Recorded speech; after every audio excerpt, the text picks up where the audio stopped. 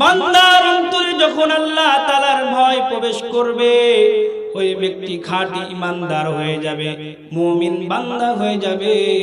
শুধু তাই নয়, ওই ব্যক্তি আল্লাহ রাব্বুল আলামিনের কাছে অত্যন্ত দামি হয়ে যাবে, মুসলমান ইমানদার। দুনিয়ার মানুষ তাকে না ভালোবাসতে পারে, তার জামা ছিঁড়া ফাটা হতে পারে, টাকা পয়সা না থাকতে পারে, ধন দৌলত না থাকতে পারে, কিন্তু তার ভিতরে তাকওয়া থাকার কারণে ওই ব্যক্তি আল্লাহ তাআলার কাছে বড় দামি হয়ে যায়। রাসূল কারীম সাল্লাল্লাহু আলাইহি ওয়াসাল্লাম বলেন, ইন্নাল্লাহা লা ইয়ানজুরু ইলা সুওয়ারিকুম ওয়া আজসামিকুম ওয়ালাকিন ইয়ানজুরু ইলা কুলুবিকুম ওয়া আমালিকুম।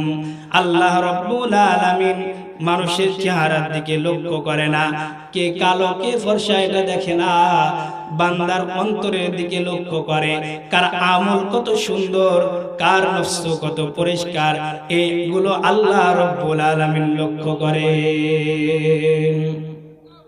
মুসলমান ভাইরা রে আমার, এজন্য যার অন্তরের মধ্যে আল্লাহর ভয়, আল্লাহর তাকওয়া প্রবেশ করবে, ওই ব্যক্তি খাঁটি ইমানদার হয়ে যাবে, আল্লাহ তাআলার কাছে তার মর্যাদা বেড়ে যাবে।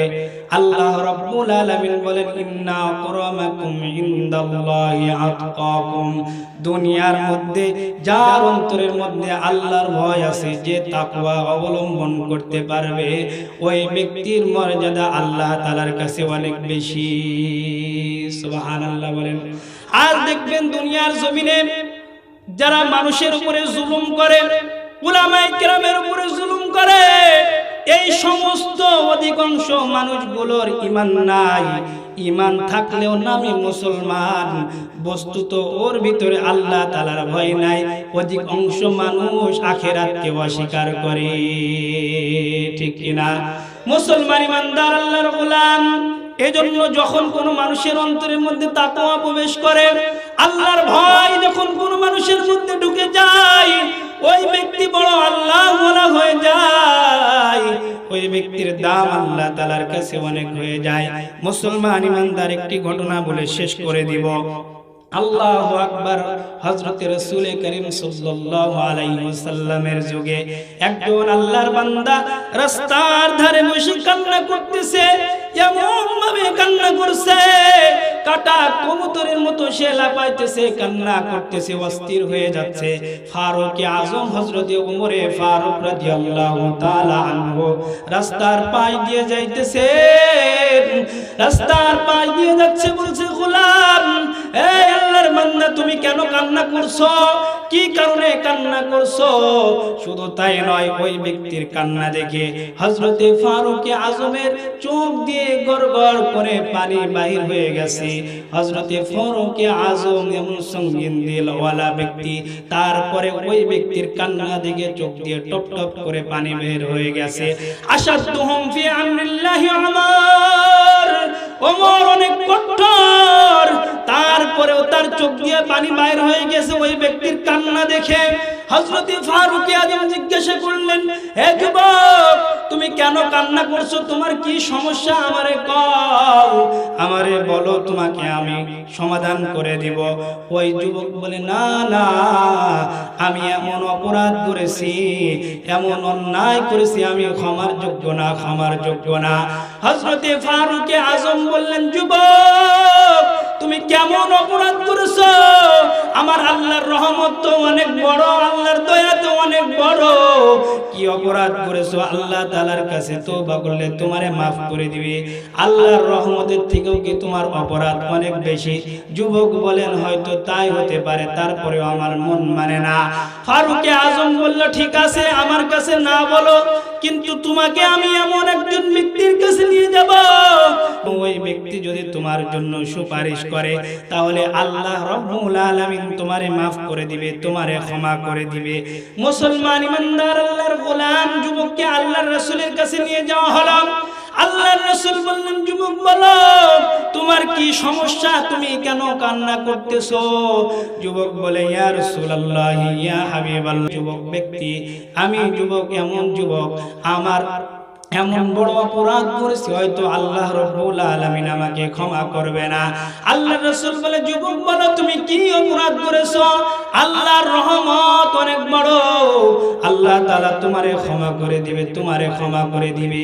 যুবক বলে, ইয়া রাসূলুল্লাহ, ইয়া হাবিবাল্লাহ, দুনিয়ার জমিনে চলতে অনেক ভাই তার জীবিকা নির্বাহের জন্য অনেক নিয়েছে। কেউ ব্যবসার পন্থা বেছে নিয়েছে, কেউ কৃষি কাজ করার পন্থা বেছে নিয়েছে, কেউ খেদমতের চিন্তা করেছে। কিন্তু আমি এমন একজন যুবক, আমি আমার কর্মের জন্য, আমি আমার জীবিকা নির্বাহের জন্য আমি কাফন চুরির যে পন্থা আছে আমি ওটা বেছে নিয়েছি।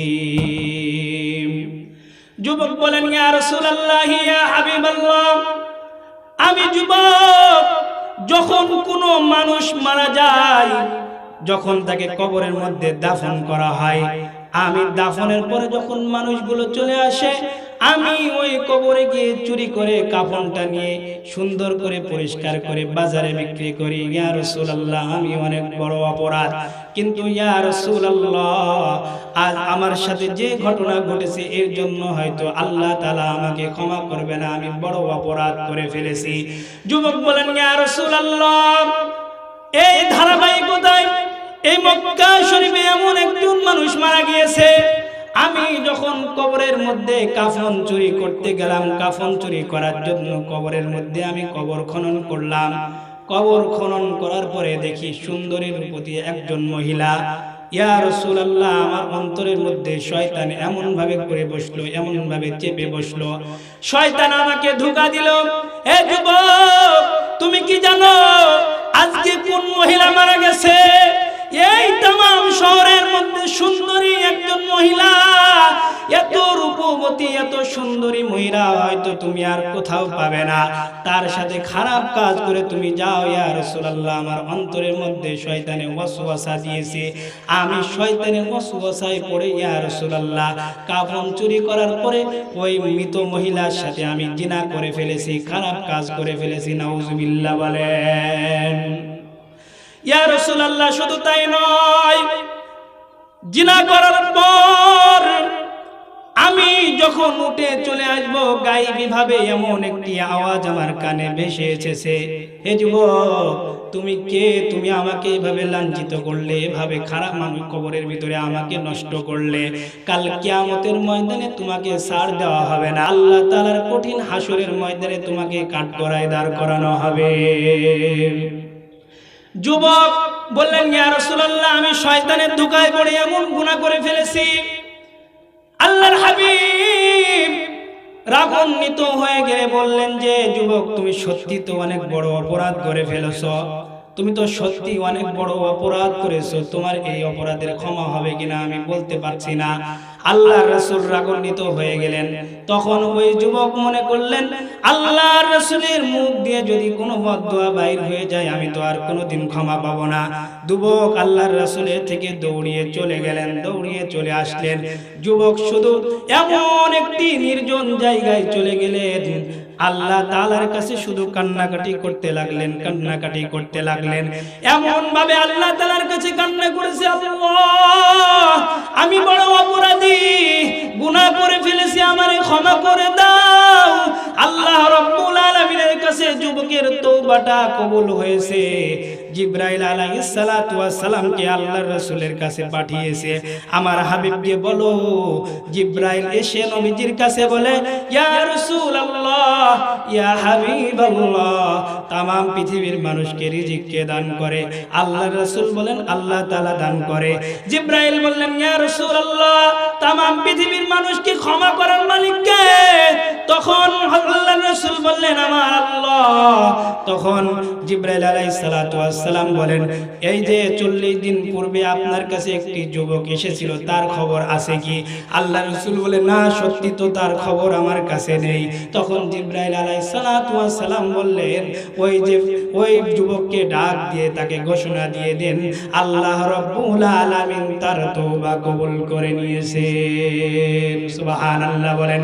এজন্য আল্লাহর তাকওয়া, আল্লাহ তাআলার ভয় যার অন্তরে প্রবেশ করবে, ওই ব্যক্তি আল্লাহ তাআলার কাছে যদি তওবা করে, যত বড়ই গুনাহগার হোক না কেন আল্লাহ রাব্বুল আলামিন তাকে ক্ষমা করে দেয়। প্রবেশ করতে পারি, তাহলে আমরা আল্লাহ রাব্বুল আলামিনের কাছে অত্যন্ত দামি বান্দা হিসেবে গৃহীত হব। আল্লাহ তাআলার কাছে আমরা অত্যন্ত দামি বান্দা বলে আল্লাহ তাআলার কাছে আমরা গ্রহণযোগ্যতা পাবো। আর আল্লাহ তাআলার কাছে যদি আমরা পছন্দনীয় হতে পারি, আল্লাহ রাব্বুল আলামিন আমাদেরকে জান্নাত দান করবে, আমরা হাসতে হাসতে জান্নাতে চলে যাব।